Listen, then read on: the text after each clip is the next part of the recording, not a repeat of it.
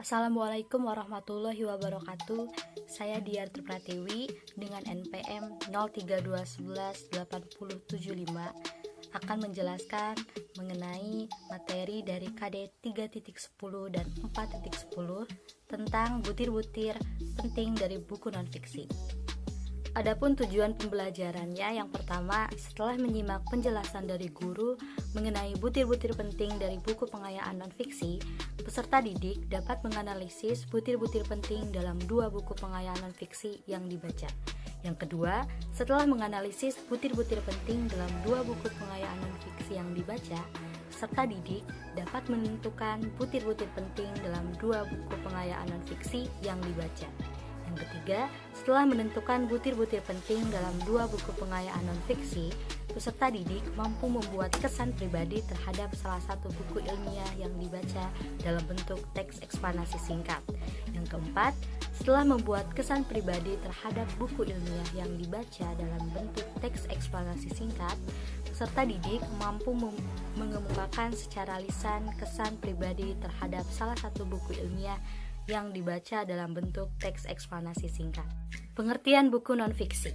Buku nonfiksi merupakan karangan yang dibuat berdasarkan fakta atau hal yang benar-benar terjadi dalam kehidupan nyata.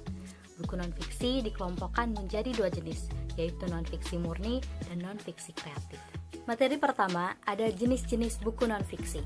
Jenis-jenis buku nonfiksi dibagi menjadi 4. Yang pertama, buku biografi, yang kedua buku pendamping, yang ketiga buku literatur, dan yang keempat buku motivasi.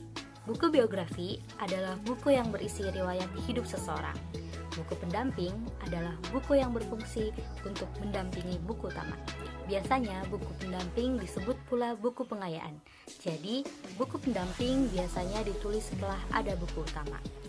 Yang ketiga ada buku literatur.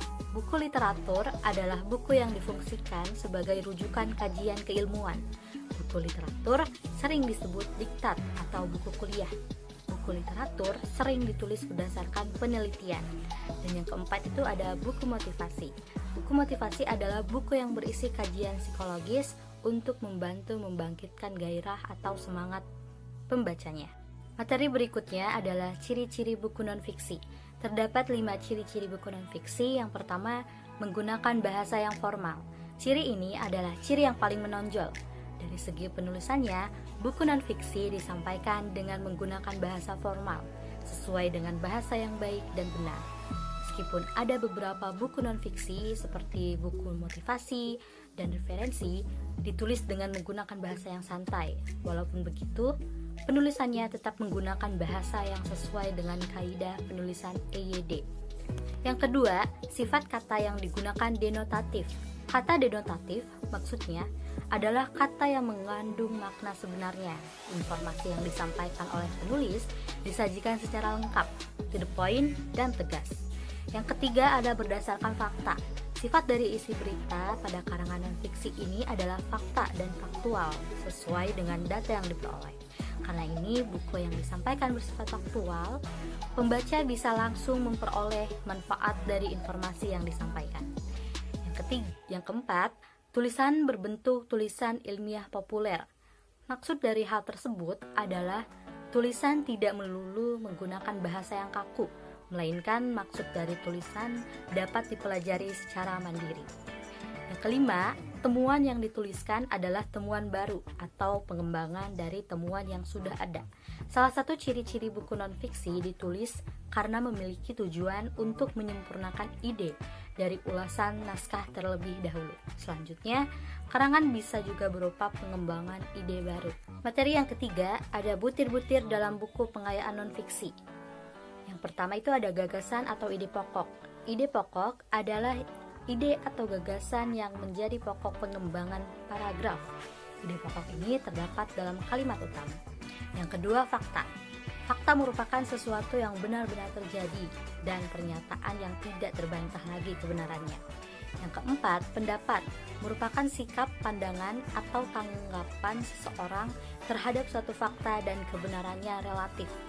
Yang keempat, pengetahuan. Teks nonfiksi merupakan teks yang menyajikan seluruh isinya berdasarkan data dan fakta.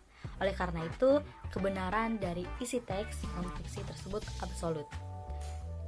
Lalu ada struktur teks eksplanasi. Ada 3 struktur, yang pertama pernyataan umum, yang kedua sebab akibat, dan yang ketiga interpretasi. Pernyataan umum yaitu berisi pernyataan umum mengenai suatu topik yang akan dijelaskan proses-proses terjadinya atau suatu proses keberadaannya. Yang kedua ada sebab akibat, yaitu berisi mengenai detail penjelasan suatu proses terjadinya yang disajikan secara urut atau bertahap dari yang paling awal hingga yang paling akhir. Yang ketiga itu ada interpretasi. Interpretasi yaitu berisi tentang kesimpulan mengenai suatu topik yang telah dijelaskan.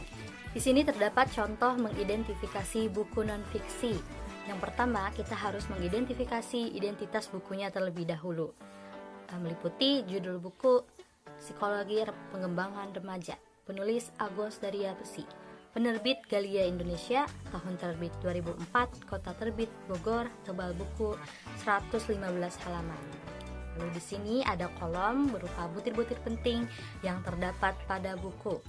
Kolom pertama butir penting berupa gagasan atau ide pokok. Lalu ada halaman, ada kutipan buku. Nah, dari gagasan atau ide pokok kita bisa mengambil kalimat.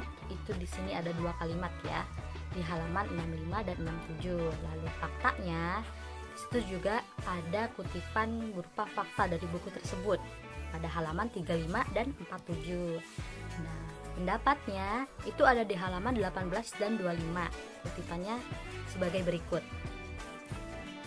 Lalu yang keempat, pengetahuan, itu ada di halaman 17 dan 19. Dan kutipannya bisa Anda lihat ya di PPT. Sekian penjelasan materi dari saya. Terima kasih telah menyimak video ini.